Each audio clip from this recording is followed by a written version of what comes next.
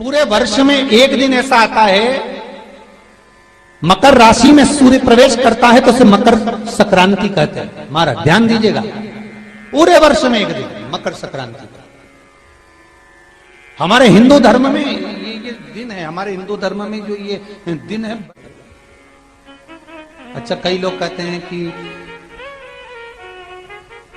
सूर्य की उत्तरायण का क्रम है, ये क्रम है, ये पूजन का क्रम है, तिल्ली के लड्डू का क्रम है, लड्डू बना लो तिल्ली का, इसका क्रम है। पर अगर स्कंद पुराण उठाओ तो स्कंद पुराण में अगर मकर संक्रांति के क्रम को यदि पढ़ोगे तो मालूम पड़ेगा कि पूरे वर्ष में एक दिन ऐसा था जिस दिन भगवान शिव और नारायण, ये दोनों, इसलिए आज भी हिंदू धर्म में गुड़ के लड्डू तिल्ली के साथ मिलाते हैं। क्यों? उसका कारण कि शंकर और नारायण ये दोनों एक ही दिन, एक ही पल गंगा का स्नान करने के लिए जाते, एक ही।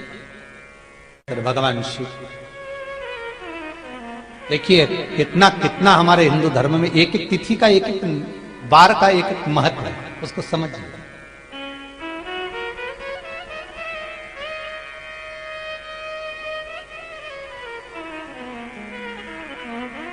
माता लक्ष्मी, भगवान नारायण और भगवान शिव को स्नान के लिए गुप्त रूप से झांकती है।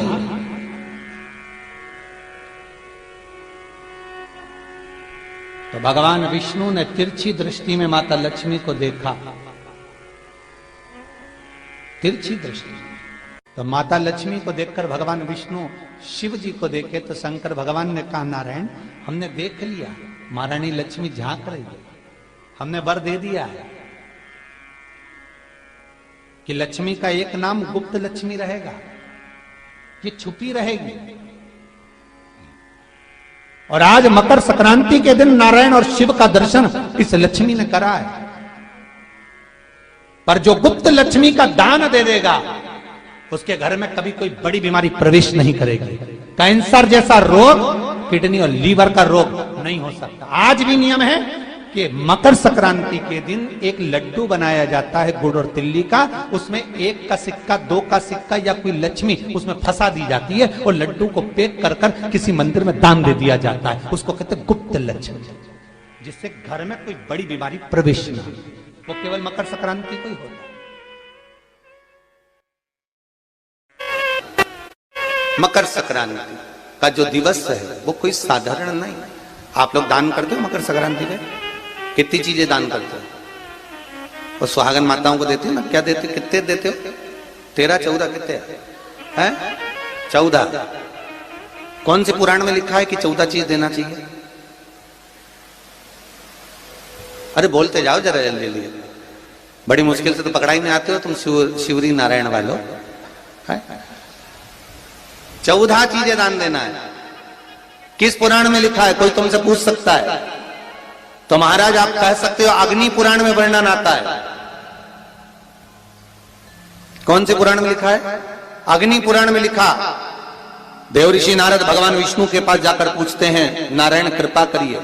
भगवान विष्णु ने पूछा क्या बात है, बोलिए। देव ऋषि नारद क्या चाहते, चाहते क्या हो वो बताओ।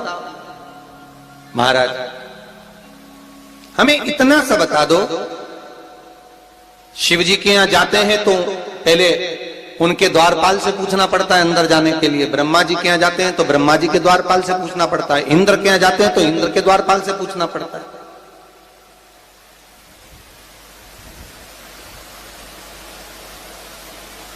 हम जितनी भी जगह जाते हैं तो कोई ना कोई द्वारपाल से हमें पूछना पड़ता है अंदर जाने के। भगवान देवऋषि नारद कह रहे हैं, नारायण से कुछ ऐसी कृपा कर दो कि हमें किसी से आज्ञा लेना ही नहीं पड़े। भगवान विष्णु तो उनकी बात को बस थोड़ा सा सुने और अंदर चले गए। नारद जी को लगा हमारा तो कोई जवाब ही नहीं दिया। नारद जी वहीं पर टिक गए, खड़े रहे, नाम जाप करते रहे। विष्णु वापिस आए और देवऋषि नारद से कहा एक काम करो, जब सूर्य मकर में प्रवेश करते हुए उत्तरायण की ओर जावे, उस घड़ी उस पल में देवऋषि नारद तुम 14 बार भगवान के नाम का, शिव नाम का दान दे दीजिए, भगवान नारायण के नाम का, राम नाम का, कृष्ण नाम का दान दे दीजिए। अब देखो यहां पर यह नहीं लिखा कि प्लास्टिक का डब्बा दो, समझ लेना जी हो अच्छे से, कि लोगों ने दान को कितना भ्रष्ट कर दिया वो बताया जाएगा। अग्नि पुराण में यह नहीं लिखा कि तुम प्लास्टिक की चाय की चन्नी दो 14, बाल्टी दो 14, या प्लास्टिक का डब्बा दो 14 है। यहां पर यह नहीं लिखा है कुछ भी हो।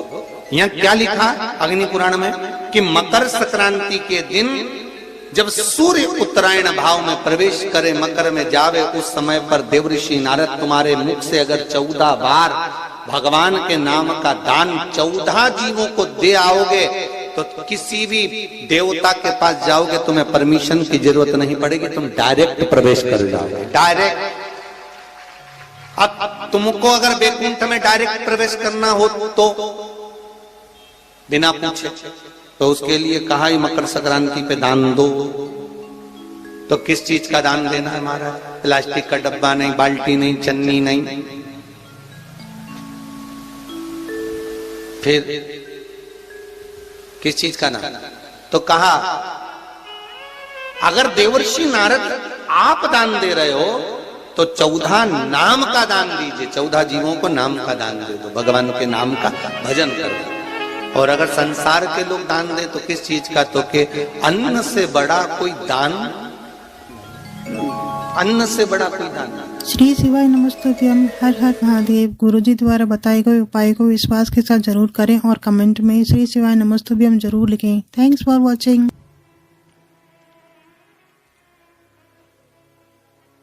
महाराज आज सुंदर उत्तरदा एकादशी भी है। आप सभी को बाबा देव अधिदेव महादेव की इस सुंदर आनंदमय पुत्रदा एकादशी के लिए भी बहुत बहुत साधुवाद, बधाइयां। अपने जीवन को सार्थक बनाने का प्रयास करिए, भगवान की भक्ति में डूबने का प्रयास करिए और जितना बन सके उतना भगवान की भक्ति में डूबने का प्रयास करिए। मंगल परिवार, गुप्ता परिवार, ऑस्ट्रेलिया का शर्मा परिवार,